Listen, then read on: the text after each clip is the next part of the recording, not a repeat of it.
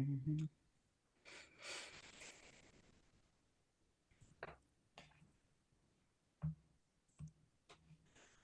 Well, good morning, everybody. Happy Saturday. Welcome back to House Talk Pregame. I am licensed marriage and family therapist, life coach Dr. Lauren Pitts Bounds. Ronnie just disappeared again. I don't know what he has going on today. He is on overload. Look, man. Oh my goodness. We had a show before before the show today. We have been backstage, offline, chopping it up. What a powerful, powerful show we have for you today. So look, folks, today we are talking about the gender gap. And oh my goodness, what a timely show. Um, the gender gap is bigger than it has ever been since reporting began. In team sports, 7% more men than women play, and there's a shocking 22% gap between girls and boys. Why is there a gender gap in sports? What's the gender gap in sports performance? And is there an average gender pay gap in sports? Look, folks, this is a episode 146. Y'all believe this? 146 episodes. Talking about some serious content out there. But we have two amazing guests with us today.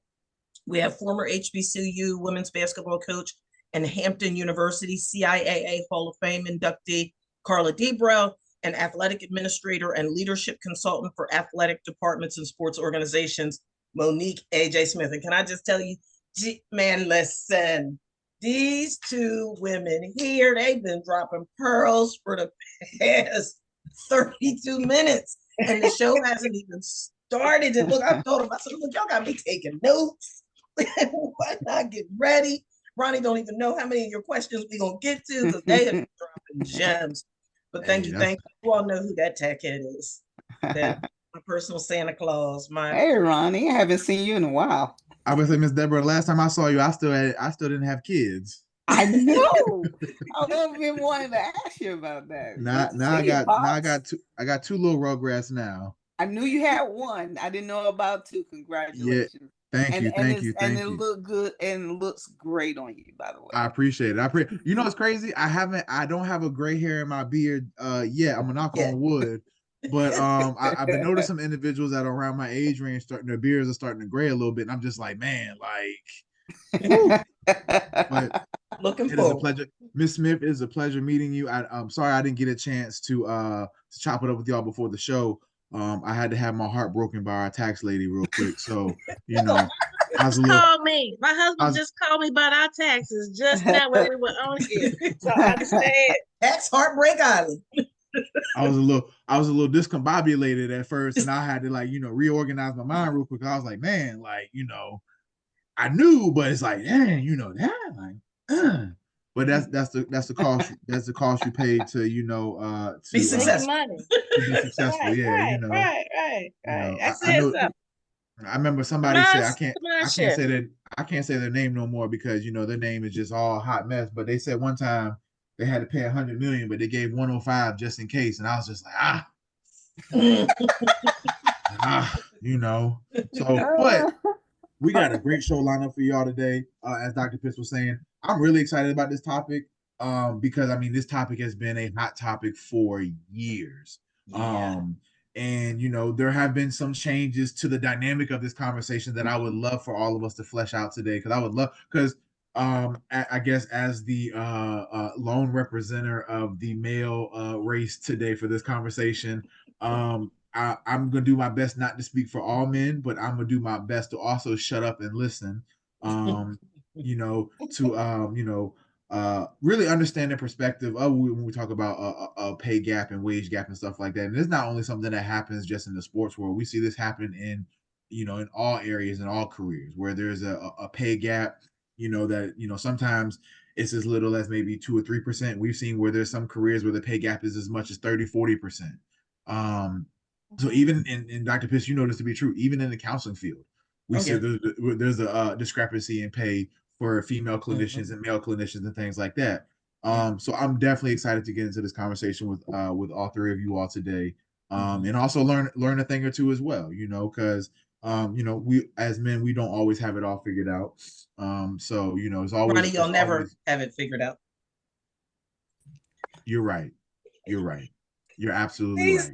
He's been trained. Well, well. you figured that out. You figured that one out. It's a grand nut. You 100%. You burn your hand a couple times on the stove, you start to realize, like, man, it's not gonna get any less hot, So yeah, no, you're absolutely right. But no, like, I think this is gonna be a really great conversation, and I hope individuals can really take what we talk about today and have further discussions, in their groups and things like that, their universities, their campuses, and also their career fields too, because it's an important conversation to have. So before we get into the conversation and everything, just a couple of announcements that have been going on in the sports world. First and foremost, definitely want to send a condolences to the Davis family. I want to say literally, I think that Monday after our last episode, former Indianapolis Colts defensive back Vontae Davis, brother Vernon Davis, tragically passed away at his home. I want to say down in Florida. They haven't really said what the reason was, but they've been saying it's related to, I think he was in a sauna maybe a little bit too long or something like that. So our condolences to him and his family as they navigate this difficult time. Anytime you lose somebody, especially a brother, like for Vernon and everything, that's especially difficult. So our condolences and prayers to him and his family and everything. We also shout out to the South Carolina Gamecocks women's team for this past Sunday, beating the Iowa Hawkeyes in the national championship. And definitely want to bring that up because the numbers they did for viewership were absolutely phenomenal. And I'll be honest with you, I've watched college women's basketball off and on over the years because all this talk about Caitlin Clark being the greatest college women's basketball player.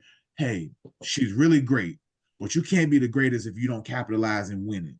And me personally, I think it's disrespectful to put her over to people like Maya Moore, Candace Parker, Breonna Stewart, Diana Taurasi, going all the way back to Cheryl Miller, and people like that who have won at the highest level, won at the collegiate level, won at the highest level, certified ball. For those who have never watched a Candace Parker highlight or a Maya Moore highlight, specifically Maya Moore, like, my goodness, like, don't get me wrong, Caitlin Clark is like the Dan Marino of women's college basketball. Phenomenal. Broke all records, did a whole bunch of things, but couldn't win it all. And I get it's a team sport, but hey, if you're going to be called the greatest, in order to be called the greatest, you got to have a championship somewhere. Like, I'm sorry, that's just me. You can't be called the greatest if you ain't ever won it all at least once. Kind of hard to call you great. That's why Dan Marino can't be the greatest quarterback. Great thrower, great stats, but you didn't win it all. Sorry, it doesn't work that way. But shout out to the South Carolina Gamecocks for having an undefeated season, 2 national championships in 3 years. Dawn Staley is absolutely, we got to protect her at all costs. She is an absolute gem, absolute diamond of a coach, but also more than a coach, just a people person, a people motivator. People gravitate towards her. People want to be around her. They want to be a part of that success that's going on at South Carolina. So shout out to her for having another wonderful season. And it's also just crazy that they only lose one starter. Everybody else comes back. Yeah. I mean, literally, the girl number, I can't think of her name, but the girl number 5 for South Carolina, I mean, she couldn't miss a 3 in the championship game. I mean, literally could not miss a 3. She was only a freshman, so she's got 3 more years. So shout out to them. I'm trying to think, did I miss any other news, sports world news, Dr. Pitts? We know the Cowboys haven't signed anybody relevant in free agency to this point. Didn't I say shot number 1? Then I told him about you. No Cowboys news. Thankfully. Atlanta signed Kirk Cousins. That's crazy. That's crazy. His Steelers got Russell. He's happy about that. We got our current quarterback and our future quarterback. That's all I'm saying. Just on the professional level, definitely know that there's been a lot of overshadowing because of what transpired in 1995 with O.J. Simpson, however, that does not take away from the fact that great running back. He had 4 NFL rushing titles. He rushed for 11,236 yards in his career. He scored 76 touchdowns and played in 5 Pro Bowls. Mm-hmm. You got to give Was credit. that random to y'all? Like his past, I don't sound to me. I'm not trying to sound malicious, but like my mom said that she apparently at some point in time she had heard something about him having cancer. I didn't know he was never sick. heard that. I never knew Yeah. that. Maybe I missed it. Maybe So I I was mean like, because huh? they don't. He didn't want you to know, honey. He didn't Yeah. want- Fair, Yeah. fair, People- yeah, yeah. no, but it was just like woke up Thursday, OJ passed, Yeah. huh? OJ passed, like Yeah, he didn't I want was to put just- it out there. I mean, yeah, A lot of like, people. That's, it's I mean, like when even wolves go to the wolves, go deep in the woods to die. mhm. Yeah. It's like, okay. So I'm yeah, not so gonna, I'm not gonna tell y'all the ridiculous jokes people have been saying because I don't know where y'all are located. Well, I know where Dr. Pitts is located at, Mhm. but I don't know where you two women are located at. But it's been extremely windy here in Virginia. I'm not even gonna begin to tell y'all Maryland. the Where are things you in I've seen on Virginia? social media Oh yeah. about why it's been so windy. But don't do it. Don't do it. so where are you in Virginia? Central Ronnie, where? Virginia, Central Virginia. Where? I'm like a minute from Virginia State. Okay, I'm from Waverly, Virginia. Oh, okay, you right down the street. Yeah, I'm not there now. I'm just Right, from right, there. right, right. Yeah, but Yeah, you're but right that's there. where I'm from. I grew up on Virginia State's campus. Okay, Because yeah, my god Waverly's like sister. Waverly's like 30, 35 minutes from Yeah, I know. state. Yeah, you say Central. Yeah. So when you Awesome. said that, I'm like, yeah, Okay. that's home. Yeah, yeah. You know, some people want to be pirates and some people are Trojans, you know. So Well, I mean, I couldn't be a Trojan. I've been grade 13. Everybody, Coach Dean taught in my hometown. He did student teaching in my hometown in Sussex County. Coach I D. can't, I couldn't go there. The woo woo, Shout the out. woo woo. Oh, okay, this is news. Woo woo's turned 50 years old. The cheerleaders Hey. of Virginia State, and I was at that gala. It was fab. Paulette Johnson, Doc is the GOAT. Shout out to Coach Dean and Okay. condolences to his family for we lost Coach Dean a couple months ago. Yeah. Absolute VSU legend. Anybody who's ever gone to VSU or ever been on VSU campus knows who Coach Dean is. Yeah, you shake the Yeah, elbow. you only Mhm. I had like 4 different nicknames with him, but you know. So Ronnie, just a couple of more things. what's up? You know, and I text you about this, and I'm not going to spend time, but just the whole incident with Kansas City Chiefs, Oh yeah, Rashid Rice, you know, he turned himself in. What tripped me out about that, because of course that's here, because he's from right up the street. Like where he grew up is like 10 minutes from my house. He grew up in North Richland Hills. I'm in Fort Worth. And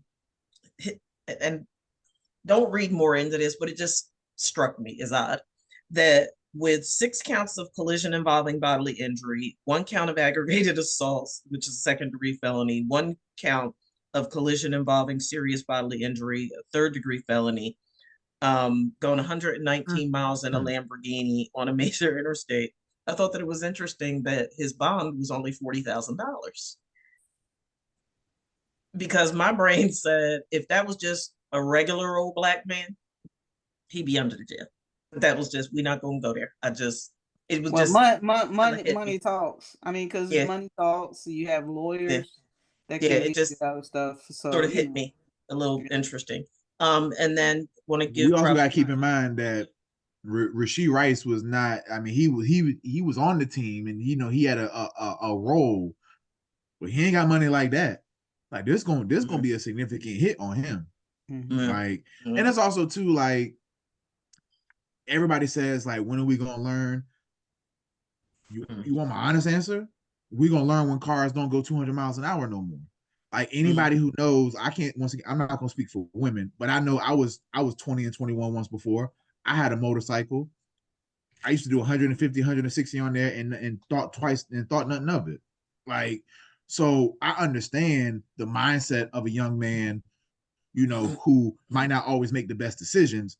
But once again, it's like, you know, he got to understand the consequences. You make a choice like that, you got to understand the consequences. You can put people's lives in danger. Anybody who's going over 100 miles an hour, whether it's in a car, a motorcycle, whatever the case may be, the moment you hit 100 miles an hour, your room for error is slim to none. Yeah.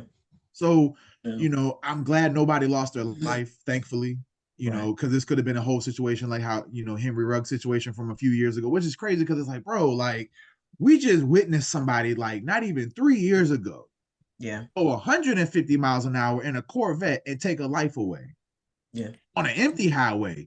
And you want a street race on a bit. The dude from Georgia, the one that just got picked by the Eagles last year, lost his teammate like 3 days after the national championship. Street racing. Yeah. Yo, like, don't get me wrong. I get it. You get in a fast car, you want to go fast. It's been there fun. before. I understand it. But you got to understand it's more Go than to the just racetrack. Yeah. And there are tracks around that you can. Oh yeah, absolutely. Yeah, we got speedways. Absolutely. We have speedways here. I mean, they do, you know, they do the races here. Real quick, I know squat doodly about golf. Nothing. But Tiger Woods at the Masters, 24th consecutive cut at Augusta National, setting a new record. He went 73 for 72 in the first 2 rounds, putting him at 1 over and T22. So congrats to him. And Ronnie, eventually we're gonna talk about this Mike Tyson and Jake Paul fight coming up on July 20th, but we're not gonna talk about it today. We're not gonna talk about it today. And then I just want to finish up with this. We don't. I'm just curious. Is there a reason why? I mean, I don't know. I'm sure maybe somewhere we hear about women in sports and news doing crazy stuff, but it seems to be dominated by men doing foolish things. Ronnie, I mean, you raise a good point. I'm not trying to be funny. I'm actually being dead serious. It dawned on me as I was looking at this. I was like, you know what? I'm sure somewhere it happened. There but I are don't actually.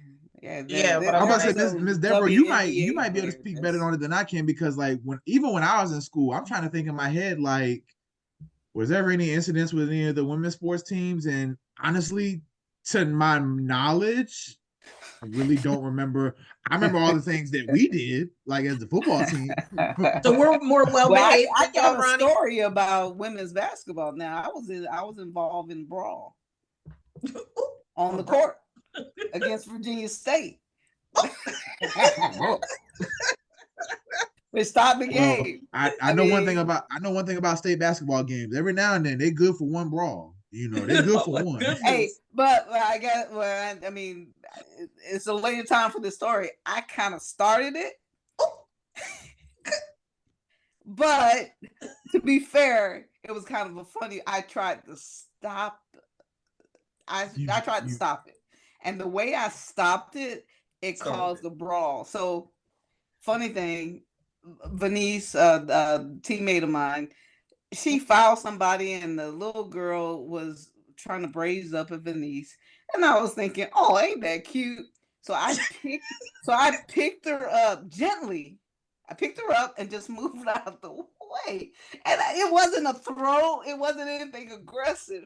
And I guess when I did that, that was it. She was triggered. But there are situations where WNBA players commit domestic violence. It's not on the cover. I can't name this player right now because I don't know her name. But she's her career, her life is going to change. It's not hands. Yeah. Well, I'm gonna just say this, because publicity, SID, all of that is how I started out in the business. And almost everything that you all are saying comes to the fact that somebody told you. And so it's really like the old adage, did the tree get cut down or did the tree fall down? And so you're talking about, women this and men this, and if nobody talks about it, then it just happens. Right. And nothing becomes conversation. Right. So having a real good publicity person, the Caitlin Clark. If no one was marketing Caitlin Clark, she'll be a big name in the Big Ten. But the fact everybody's going to be targeting, how can we sell out women's tournament? Yeah. And that's going to be their template. You got to tell a human interest story to get butts and seats. And it so happens you put some stats in there. But let's just say, okay, I'm gonna make up something. Let's say Mickey Mouse. Mickey Mouse is on a team. But before Mickey Mouse came on the team, she had quadruplets. That's the story. Everybody's gonna come to see, can this woman who gave birth to quadruplets be able to make what, double digits on a stat sheet? Wow. Somebody told that story. It's telling a story is the reason why we're talking about a story now. So that's going to have to be any problem we have to solve. It's got to be a story out there. It's got to be a storyline. Well, I had the pleasure of watching Caitlin Clark against Maryland this year. So I think what makes her great, number one, the 3-point line has gained very much respect, and the way that she just is not a throw up. She really shoots that thing, and and to use a man's term, she's a freaking dog. I mean, her attitude, is not, she doesn't do it in a Minnie Mouse way. She is a dog. She is a cold shooter, a cold killer. I like the cold that, killer, and that but I don't like the dog part. All right. Well, she is the reason why, cold killer. She think is. about it. You give language to people. Now she's a Caucasian woman, but I tell all my students at Hampton University, when you use an animal, people don't think that you're human. Animals act on instincts. Human beings use their brain. And when you want to become the coach or the general manager, they don't think that you don't know how to think. They think that you don't know how to perform. And so you got to make sure the language that you use, don't call nobody a beast. Now, I have a problem with a killer because the killer has what? Pathologically decided this is how he'll do. All right. Cool with that. Okay. All right. But she is. She brings there's a, because I've been to a University of Maryland game before outside that game. There's an energy and a magic that certain players bring on the court. Not just her. There have been other players. But I think, all this conversation about Caitlin Clark is a player that is different from other players, and she's brought a new group of people into the game, which is good, and it should be celebrated because Hampton, while we were Hampton, we scored 100 points a game, right? Not a lot of people came to our game. Not a lot of people knew about us. All right, so every generation there's going to be an elevation. So let's embrace that, because that's what we want. We can't break it down and say we want women's basketball to be at the forefront. We got to embrace that, right? I got a question for you. Because I think I've heard this be asked on other platforms before. When you talk about embracing women's sports, who is that message being targeted towards? Is it being targeted towards the masses, or is it specifically being targeted towards women? And the reason I ask that is because you don't have to target sports to men. Like men, I mean, women play sports growing up, men play sports growing up. Right. But men, like we value sports at such a high level in our personal lives. I can't, and I don't know, I'm asking y'all, I don't know how much women as masses value sports in their personal life. Are there someone, Dr. Pitts, for example, sports is high in her life. It would be safe to say that both of y'all, sports are high in your life.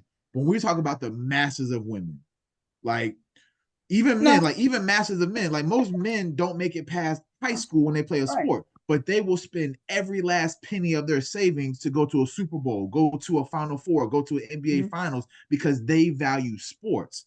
So when we say women's sports need to be embraced, who is that message necessarily being targeted to when we say that?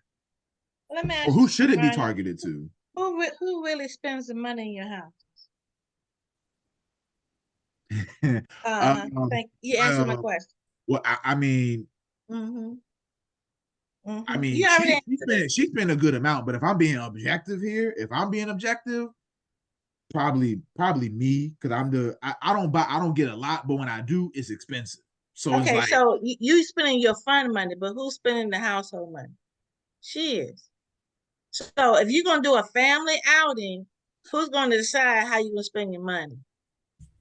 Most likely the wife, yeah. Thank you. So that answers your question, honey. Well, I mean, the targeting part.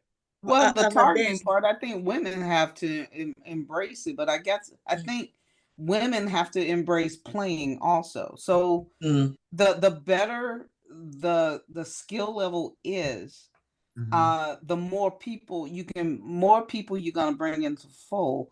And I mean, I made sure I paid top dollar to see to go to the Maryland game because I want to see not in the nosebleed The rim. seats. Yeah. Right. So, and we were talking before before we became live. Women's basketball already has an audience that they need to embrace even more, and it's not the what I call the beer class, the males 18 to 35. It's not going to be that because yeah, if you compare men's and women's basketball, I'll take women's and men's basketball. All right, they're different sports. You cannot compare them because one is played above the rim and the other is below the rim. In women's basketball, it should be 8 Pistol Petes around there. If you know Pistol Pete Maravich, right? Ball handling, shooting, scoring. So women's basketball, the market share is older people, older people with families, and the people that go to the game are families. They want to take their little girls who are interested in basketball, and show them how to play. Right? Let's embrace that. Even at the WNBA level, it needs to be a family game because I got my experience at University of Maine. Everything that Joanne did, it just really showed me that I was in the right direction, right? You market the game within your area and you bring people in, and you make it a family friendly environment because they really get involved with the players. They want to know the players. It's a more intimate setting than even in the men's on the men's side of the house. I Well, agree you with that. want to No, know, oh, go ahead, Miss Smith. I'm sorry. I worked for the CAA for 13 years, and we Mhm. did not just grow women's basketball. For instance, I had to try to grow women's volleyball Yeah. and women's bowling, all Mhm. of these things. And that's one of the things, and growing women in the athletic director's position in the seat. Yeah. Again, I say again, it's telling a story. Yeah. All right. Absolutely. And you don't want, and the story also is putting events around the sports. Right. You Right. go to the Final Four, there's a lot of things you can go to for professional development. You can go, a lot of things. Yeah. And so those are the kind of things about marketing at all. People don't want to miss out. Now, if you had the game, so back when Carla and I were actually in school at the same time, and then won the national championship in 86, 87. It was Right? 88, but we went to the Final Four in 85. Yeah, you won. Because Coach Yeah. Sweat won. Yeah. And so I think he won my freshman year. Oh no, he No, won we in went. '88. It was in '88 because It I was interned with 88. I Yeah. interned with the CIAA when I was a sophomore in college. And you all didn't win the CIAA championship, but you did win the national championship. Yeah. And back then they went to East Go Boom Cool somewhere, and nobody knew about it. And they Right. came Exactly. back. But And Mhm. nobody knew then about it. when the NCAA started having regionals and you know where you're going to be, it was Mhm. telling the story and you don't want to miss because you want to be able to say, I was there. Mhm. See? And so even the NCAA got it like, okay, yeah, we having games, we got great athletes, but we need to create an event, things around it. And that's what's Mhm. going to grow everything. All right. Absolutely. I Can I agree. I ask a think question about that? Do Yeah. you feel the same way as it relates to continuing to heighten the awareness of mental health treatment as part of those events that you're putting around the sport? Yeah, that almost every event had a component of that, had a workshop Mm-hmm. on that. I'm Mm-hmm. actually on the board of Head to Speech, which Mm-hmm. is using speech pathology to Mm-hmm. use for return to play and Mm-hmm. return to learning. But Mm-hmm. we had a young man that was a football player, professional, and Mm-hmm. because again, They got me on the board for awareness because I have no idea. Wouldn't even know anything about it because she wanted to be in my magazine. I was like, makes sense to use this to return to learning to play. And so we're attaching ourselves to different events to tell that story. And so and even with me in athletic administration, being a first had a lot of pressures. And so not even depression looks different for a high achiever than a person who is a general population. It's that we keep on moving. We stay so busy. We don't want to feel. And I had 2 car accidents in 6 months. And I was like, this is not normal. And so I said to myself, there are other women like me. Let me tell my story to make it normalize that therapy should be the same as let me get a good dentist. Yes. That's huge. And I mean, we see how much of a struggle that is just, and well, I don't know if y'all know, but in Virginia, they actually had a petition come out talking about the license process for counselors and stuff like that. How they want to revise it and review it. And I have mixed feelings about it because, there's one thing in quantity of providers, there's a whole nother thing, the quality of those providers. Right. And I get there's a shortage everywhere, not just Virginia, but across the country. Dr. Pitts has Globally. talked about before, just the mental health deserts in Texas, like outside of the major cities and populations, when you get into rural areas and smaller areas, especially a lot of those areas are Black and brown people or, immigrants, whatever the case may be, there's not a lot of representation, especially mental health representation. So absolutely, there can never be enough awareness for, these are people first. Like, yes, they can go out and do amazing things with their bodies and stuff like that, but they're people first. If we don't recognize the human in them first, all the talent and athleticism that they have means nothing if you don't recognize the human in them. So I think that's a really great point, Ms. Smith. D1 is requiring to have a mental health professional on all campuses. So that is a turning point. Almost all of the women in my group who want to come, they're closing their private practices and taking positions. This is the time. If you ever want to marry your 2 loves together, you need to position yourself to get those opportunities. You're gonna have to, and for those who want to do that, if you want to work directly with schools, because I found this out firsthand, go get your sports psychology doctorate and then get a CNPC certification, because they won't even look your way unless you know somebody already there, because we know connections get you faster anywhere than any education. But what I found out is if you don't have the credentials behind your name, they won't pay you no mind. So which I get, I really get it and everything, but also too, like, if you know how to work with student athletes, you know how to work with student athletes. Right. I don't just talk about student athletes. I was once one. So, The girl on my podcast last week, chattingthegarden.com, she's at University of Oklahoma, and she just has a master's degree. And that's what was very interesting, she said. But because she was in the regular space, she did all the other things first. But she would not give up. She wanted to be in sports psychology.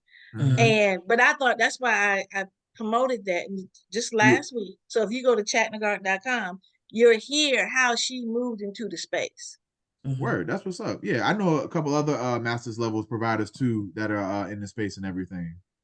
Go ahead, Dr. Pitts. So one of the things that, and I don't, definitely we can't tease it out today, but I think that it's something that has to be discussed is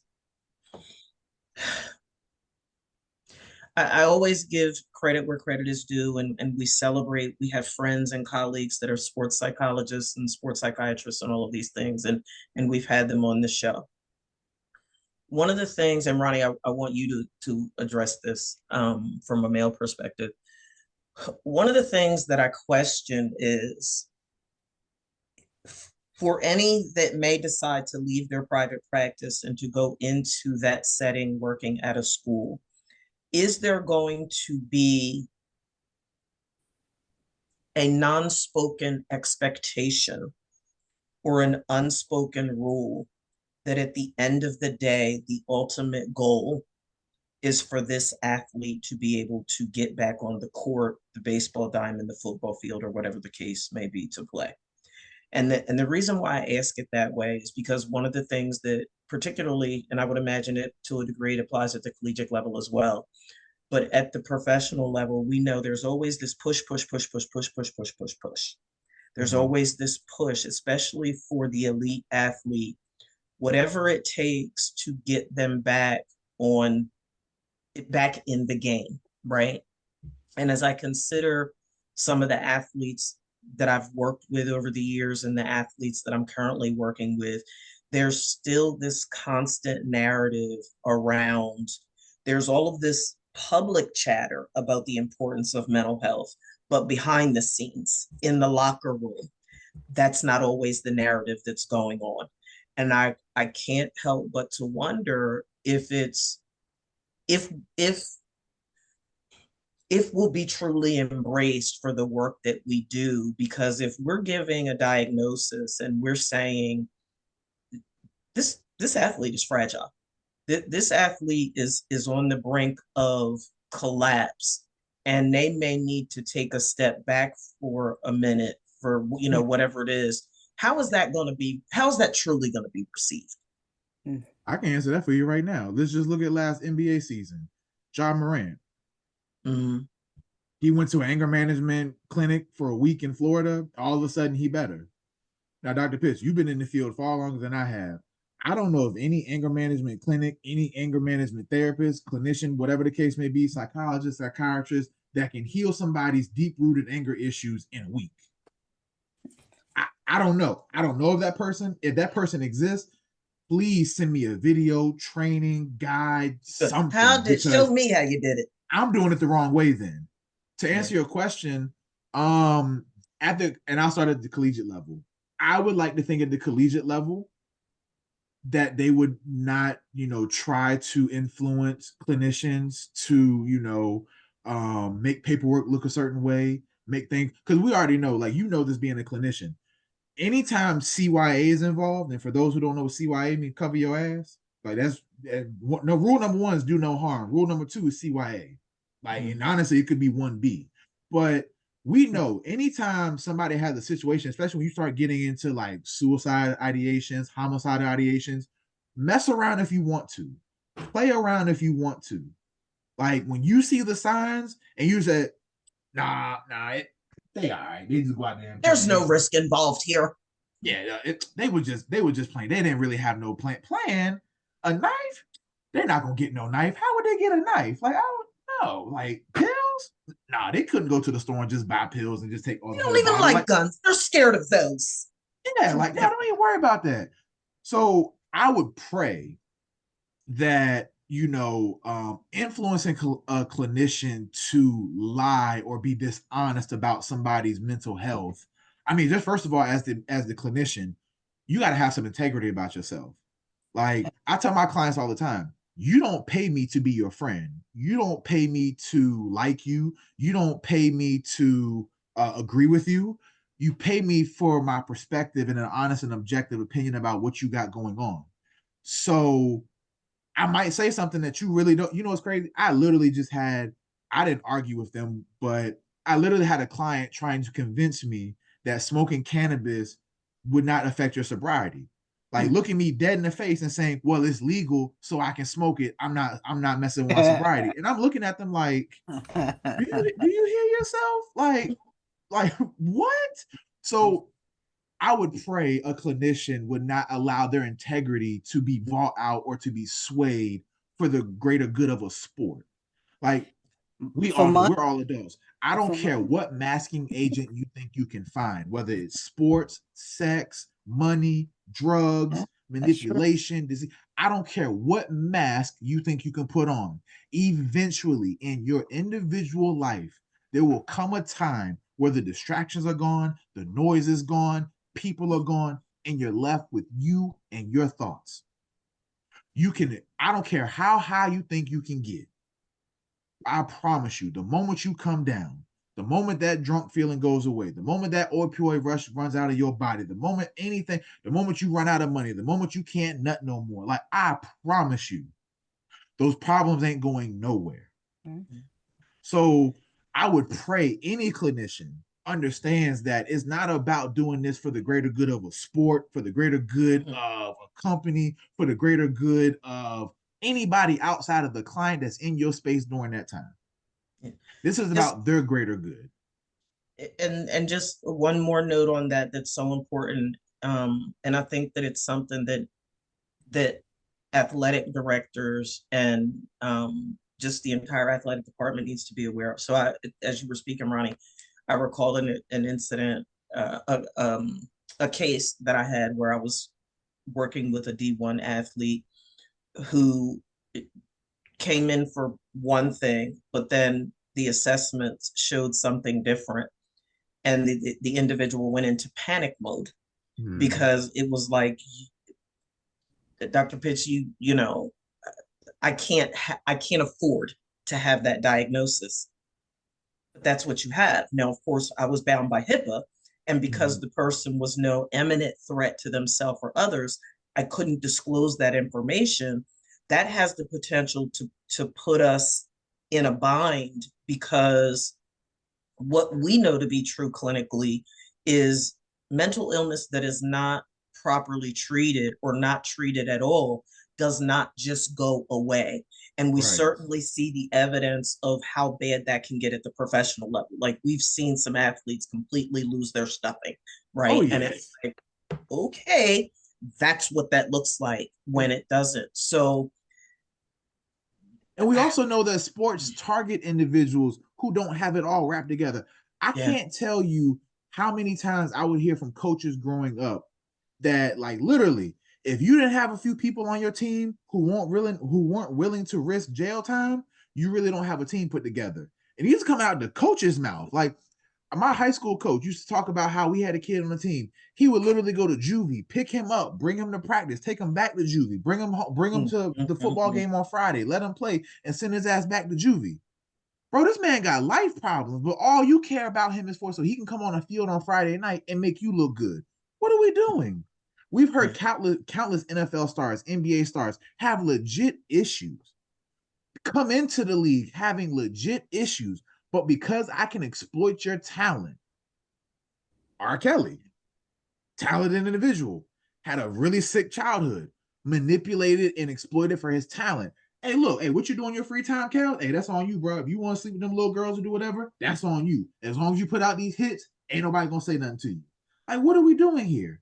Like, so it's like, this isn't just a brand new thing, but I would pray that any clinician that's tied to a team, college, whatever the case may be, don't lose your integrity for $1. Don't lose your integrity for a free pass on the sideline. Like, come on now. Like these are people we're dealing with. But can I interject a little bit? Absolutely. Now, I mean, if they're tied to a team, that's where the integrity issue might come from. Right, absolutely. We see doctors fold to integrity all the time. Yeah, they're gonna do what's best for the organization, right? Even if it's, you know, you're taking care of that player, and that player is not going to benefit that team because of their issues. So, I mean, that's the dangers. And, you know, everyone's integrity can be pushed. I mean, I hate to say that, but integrity, unless you have a strong sense of who you are, integrity can be pushed. Absolutely. And I see it. Well, you know, but one of the things they may think that I'm giving them hope. See, what you're saying is what's underneath, but what it looks like I'm going to get this child from here. I'm trying to give him hope. I'm trying to show him what his life could be. Now, what the motive, their heart, what they're trying to do is to make their name for themselves and win. But what it looks like, good man, good coach, going to help the community, give them hope. Because one of the schools I work for, I didn't even know. I got in trouble my as an SID. You know how you put, you know, where the kid came from, the high school?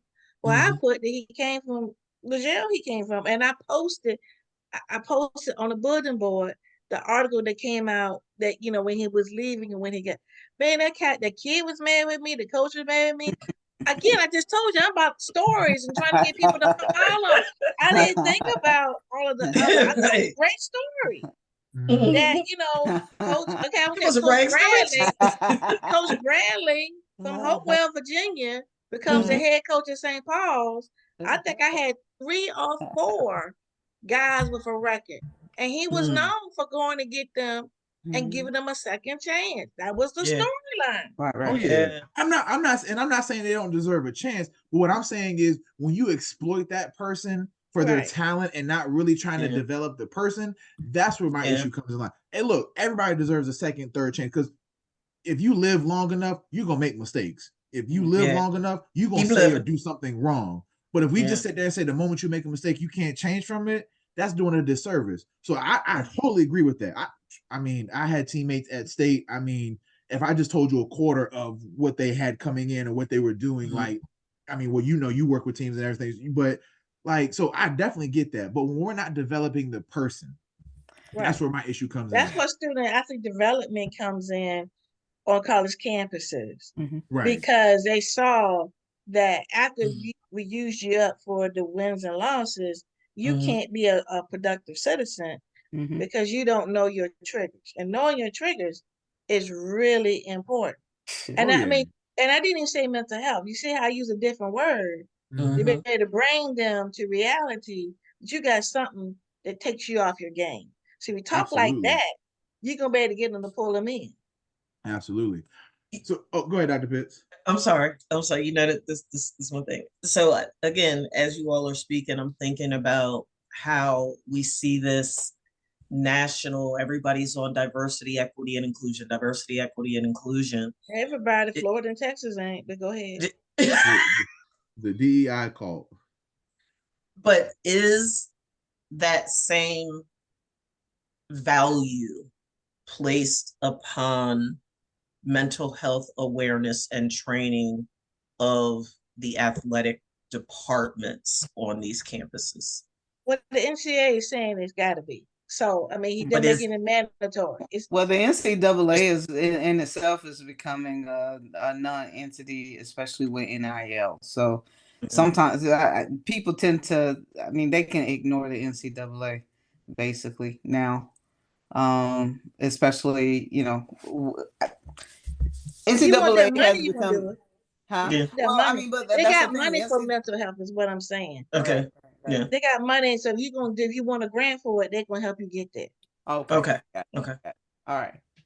Go ahead, Ronnie. The government got money too, but I mean, we got to fight tooth and nail for get reimbursed. But I'm not gonna say nothing about that. Anyway, I got a question. I got a question about this. It's something that that's been bothering me. We're talking about mental health and that and where does the religion and the increase in the decrease in religion religious practice and the increase in mental health, do you think that correlates, or is there a correlation there, negative or positive? Because it seems like to me people are becoming less and less moral connected.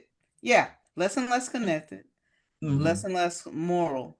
So of course, I have a religious faith, though. The more you walk away from who you really are, it stands the being that the more you have mental issues. Everybody has problems, right? And Dr.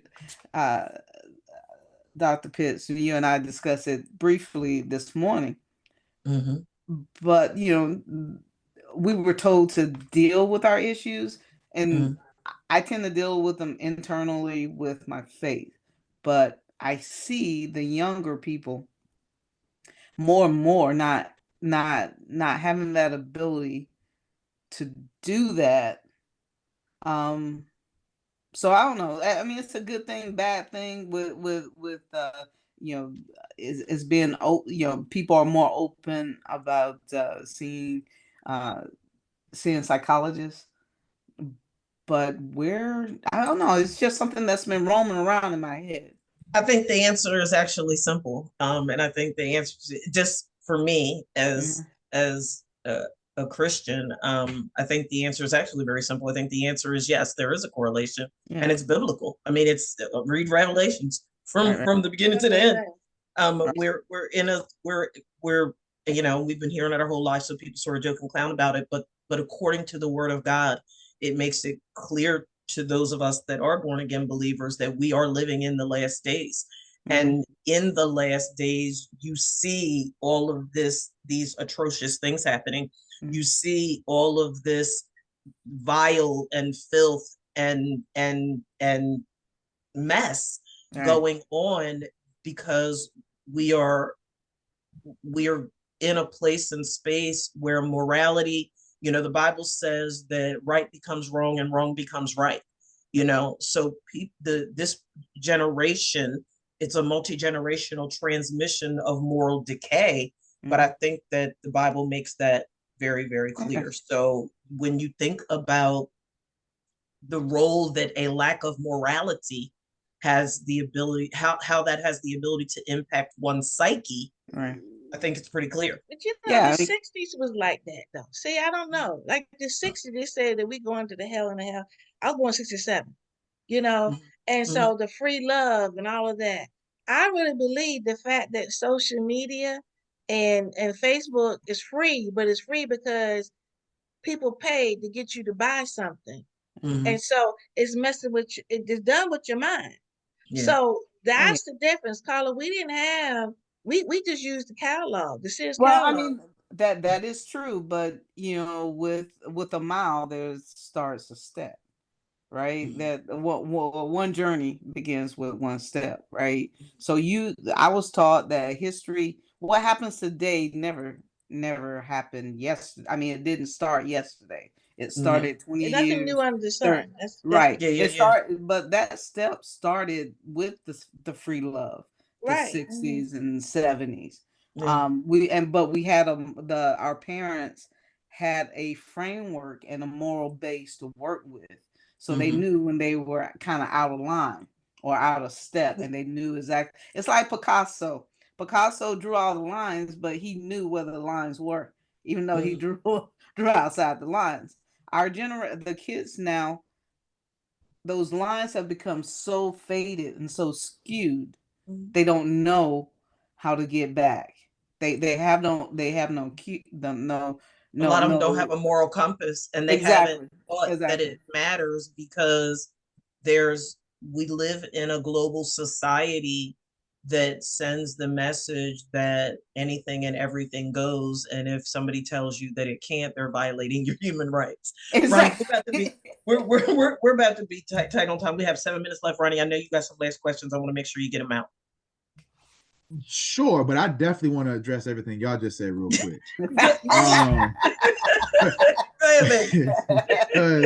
Ronnie's head back to class. Yeah. I just have a simple question. Sure. You don't have to answer it out loud. It seems like we might be in the end of times, right? That could be fair. From a biblical standpoint, sure. I don't disagree with that at all. I just ask individuals, pick a generation as far back as you want to go, and ask yourself, do I want to be a part of this generation? Or am I cool with the BS I have now? Because I'll be honest with you, I wouldn't have been one raised in y'all's generation, the generation before you. I'm sure not the generation before them. Generation for the bomb. Now, I don't say that at all to excuse the things that go on nowadays. But to answer your question, Ms. Debro, I do think there is some correlation to people's lack of spiritual faith versus the issues they have in everyday life. But I also think it's also way deeper than that too. Yes, it can be as simple as, when people don't have a spiritual guidance or spiritual faith that helps direct them, same thing. A man without purpose is like a ship with no rudder. Fair.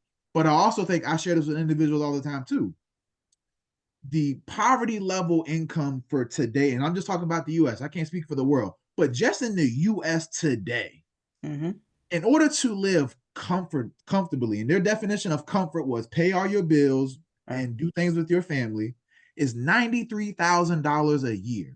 Now, how many individuals do you know make $93,000 or more to be comfortable? I don't know that many individuals in my personal life. So I say all that to say, it's different. Well, that's a different story. I mean, we can talk about geopolitics and we can talk So about the I'm saying like strength of the dollar so I and the think it's gold I in the think dollar. it's a combination of so many Right. things, because like I said, like to your point, I used to ask this question in church all the time, like, why does everybody always feel like it's the end of times now? Like, why is it now that it's the end of times? Like, because I would imagine during, you know, the 1800s, like, couldn't nobody during the 1800s been like, They said it was really the end gonna of get right time. here? Couldn't nobody in the Every 1700s been generation like, says it's the end of times. Right, Yeah. Because it exactly. so I looks think But it's the That's what end just I of was times saying. could mean Yeah. just yeah, every so I think generation says it. so yeah, I think but I do think there is some correlation of when you don't have a spiritual anchor or a spiritual foundation. Mm-hmm. If you live worldly, if you base everything just off your worldly perspective, Anarchy. you're probably going to be just as chaotic and dysfunctional as the world is. Like we see how up and down the world is. Like if you can hear one piece of good news from the news, you got a hell I of a don't news watch the station. news no more. Exactly. Right, Right. you know, Yeah. but you don't have to. Yeah, You well, don't have to yeah, now. It's yeah. in your face 24/7. Yeah, Monique, when I was a news junkie, but you had news at 6 o'clock and maybe a little bit at 7 o'clock, and that was it, right? So and I remember, you know, watching news at age 3 on, and that's why I became kind of a geopolitical junkie. Mhm. But yeah, you have to have that more when things go bad, and we were told things will go bad sometimes, right? Go inside yourself. Those things are not going to last forever, right? You Absolutely. just have to go through the valley. Go through. Don't try to avoid it. Go through it. And then everything will come out. Well, as you get older, you experience those things and know that you're not going to die tomorrow. Even though while you're going through it, you wish that it happened. But our experience told us and showed us that, you know, the sun's going to shine and you're going to wonder why you worried so much. I don't think that's the message But we today. have a lot of student athletes committing suicide. Yes. And they need tools as they go through. Yeah. And that's the difference. They need the tools. I mean, even the Bible is a tool, but they're giving up too fast. Yeah, And exactly. so that's where we are. Right. Permanent solution to temporary problems. Right. Yes, and exactly. that's the difference. And so we need to use the tools they're already using, apps, Yeah. you know, to help them think differently. And Yeah. to say, you know, tell me how you feel. You know, the things that you all are doing, you know. Well, I think it's to the point. The mental health part is fine, but honestly, let's ask another question. If communities, if we actually invested the resources into communities, how many of these problems would actually still exist? You wouldn't see gun violence as high as it is. You wouldn't see suicide rates as high as it is if people actually had tangible resources to their issues. We know that most lower income communities, they're like that way because people are surviving. When you have an entire community of people surviving, nobody is thinking, oh, let me make the best decision here or make the right decision. I'm just going to do something that's going to protect me and my family. Damn what you got going on. So when you have entire communities like that, it's very easy to repeat those cycles and people just say, oh, we need to do something. We need to pray more. Yeah, praying works. But like the Bible says, faith without work is dead. We actually need to work in these communities, heal these communities. And I promise you, if you invest in resources in these communities, you'll see a difference. You don't, I mean, I would imagine you all live in way better communities than you probably did growing up. Or if you lived in a great community growing up, probably maintain that. You don't see a lot of that happening in communities that understand when you invest in the community, people take care of each other naturally. When you have communities that are, and I'm not saying it's perfect because once again, it's subjective, right? Everybody, you know, there's always one greedy person in every bunch. So I'm not saying it's absolute. I'm not saying it's absolute at all. But for the most part, in well-developed communities, you don't see some of the petty crimes or some of the issues that are exacerbated amongst the masses in those communities versus communities who actually have that, where damn near every family is struggling, damn near every family is trying to survive, every family is in mental health services because nobody is able to figure it out because they have no resources to figure it out. Depression is at an all-time high because your body is literally telling you, hey, we ain't got no answer for you, but you keep trying to go out here and make it work. Ain't nothing to make it work. You're just gonna drive yourself crazy. That's why you're depressed. I always tell people, like, your body is literally telling you, yo, you don't have an answer right now. Sit your ass down. But no, I gotta make it work. I gotta push through. I gotta just grind it out. Grinding for what? Pushing through to what? to more chaos, more dysfunction. Like, come on, people. So I'm gonna shut up because I know that wasn't necessarily where we're supposed to go. But I'm just saying, like, but it needed to be said. It needed to be said. Ronnie, do you have? But I'm always, folk got 5-10 more minutes that they can kick to make sure we get I this got a final smooth 5 minutes left. I did have one final question. I know it won't be able to be answered in 5 minutes, but I did want to ask both of y'all real quick. Because I know Dr. Pitts told me y'all had a quick conversation about NIL before we logged on and everything. For Miss Debro and Miss Smith, how do you feel that professional women's sports can also help these female athletes keep the momentum that they're experiencing with college NIL to the professional levels? And what I mean by that is, let's take the WNBA, for example. There are 10 Division I college basketball women who made more money than the highest paid WNBA player this past season. And so if I'm a college athlete and I'm a female, I have no desire, no intention, no need to rush to the pros. I will make more money most likely in my collegiate career than I do in my professional career. I think one of the biggest issues we have to figure out for women's professional sports is, how do we invest more in them? And so what are y'all's thoughts on how professional sports can maintain the momentum that some women are seeing with college NIL? Monique, you want to start with that? You the marketer. Well, the thing is, I teach at Hampton University. I teach sports management courses, taught sports marketing, teach sports psychology. I teach psychosociology of sport, and now I teach sports law. The issue is that they got to know that they are it.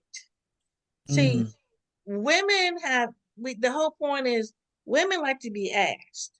I mean, we've been socialized. Some of us are getting there, but it's like we go to the dance, but we waiting to go in to be asked on the dance floor. And so what guys, they're going to go test it out, try it. You follow what I'm saying? Yeah. And we have got to socialize to them that you are a brand, you got something to offer. And what I do, I just look in the mirror. Everything that you have done, somebody wants to be you. And people, and so how do you go and market the lipstick, the glasses, the makeup, the hair, the fingernails? You got to let them know that you are, you are the it, with an SH in front of it. And then now, I mean, because look, Miss Reed, she broke down. So she has been building herself up, and it is a marketing piece. But then she got tired. Your body telling you, and that's when she cried and said, "I've been doing that just for me, but my teammates. We just need more of her teammates to be like that, so she can have to carry the load. So when they go on the WNBA." Everybody don't use the same makeup and the hair, same thing. Everybody can go do their own thing. And that's when you have little girls with no eyelashes and bouncing the basketball. So, if you watch the League of Their Own, and I'm talking specifically about the WNBA, and I hope I don't sound like a sexist when I say this. I probably will. So in League of Our Own, they had the girls went through classes, charm classes, right?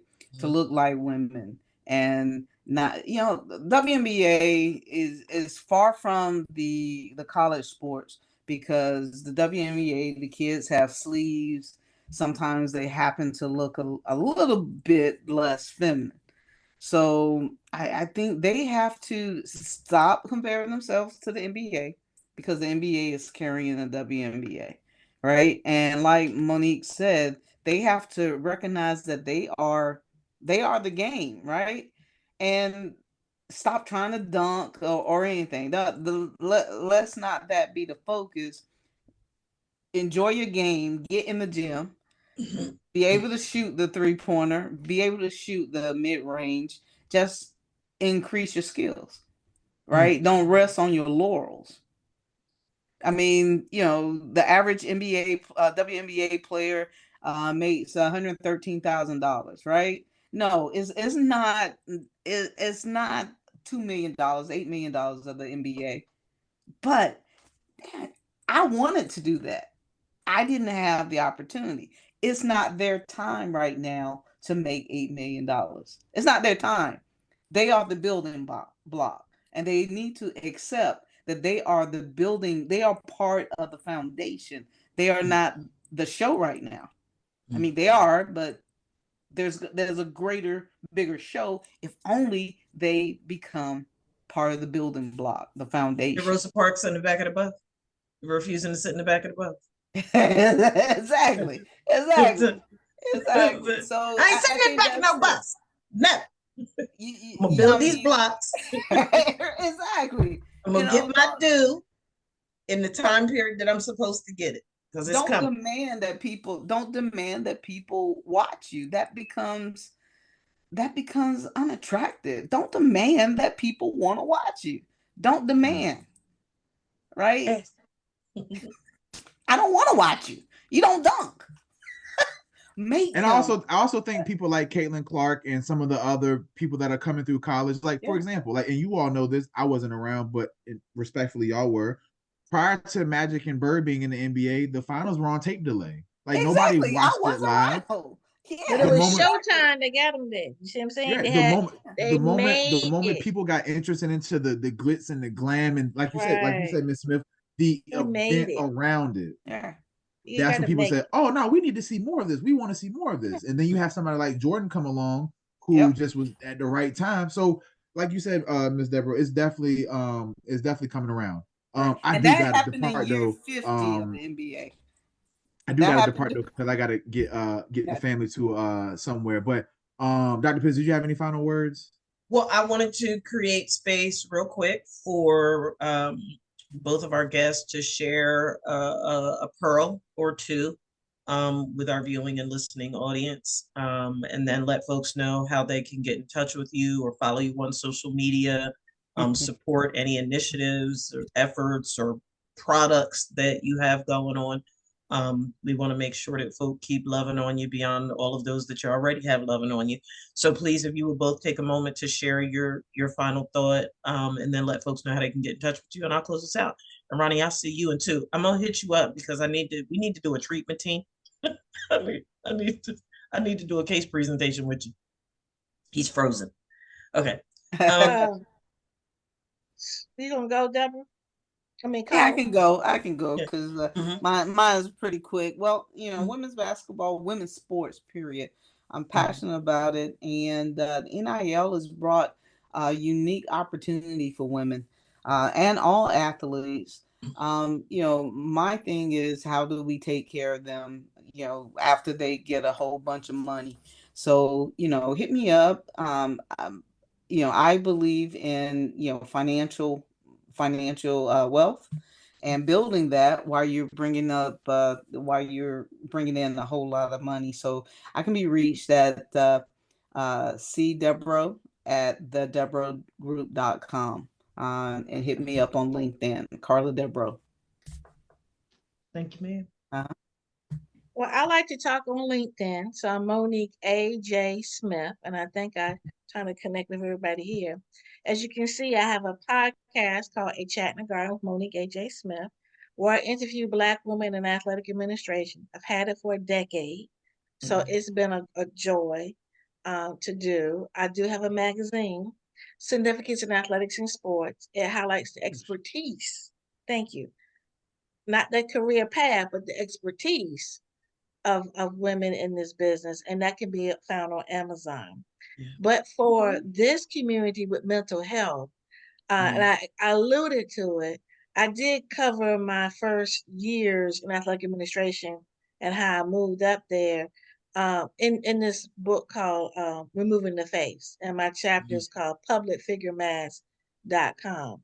And so I do offer that because I do offer tools and that's how I became into the mental health space and believed in it with that. So if you go to publicfiguremask.com, you can get an autographed copy of the book. Again, publicfiguremask.com. We'll see if our lady who edits our podcast, if she can just go ahead and take your website and link it into the comment section. Okay. So that way people can access it that way as well. I know you can do it. I just if she, I know she's gonna listen to this and everything. So when she listens to it, hopefully she can plug it into the comment section so that way people access it that way. Okay, sounds good. Well, look, Ronnie, what I was saying to you before you first, I don't know if you heard me. I said I need you to touch base with me later. We need to do a treatment team. I got a case presentation I need to do with you. Got you. That'll work. I gotta go. Miss Debro, Miss Smith, Miss Debro, it's always a pleasure seeing you. Miss Smith, it was an honor to meet you and everything. Both of y'all continue to do wonderful things. Dr. Pitts, I'm definitely gonna hit you up later because I'm all ears for you. Love all of y'all. Y'all have a great weekend. I will see everybody in a couple weeks. Yes, ma'am. So, ladies, thank you so much for joining us today. This has been an absolute honor and a privilege. I truly, I have so much respect and adoration for you both and all the work that you're doing. Just keep being a shining star and making a difference in the lives of our women in sports and just the industry, period. There needs to be more. There needs to be more of this. So thank you so much. I'll be shooting you both an email in a moment to connect you. And everybody, that's it for HT today. We'll be back in a couple of weeks. Have a great weekend. This weather is still bipolar. Don't know what it's like on the East Coast, but here in Texas, it's bananas. I don't know, cold, hot. But everybody, look, thank you for tuning in today. Have a great weekend, ladies. Thank you so much. And I'll see you again. All right. Bye-bye. Bye-bye.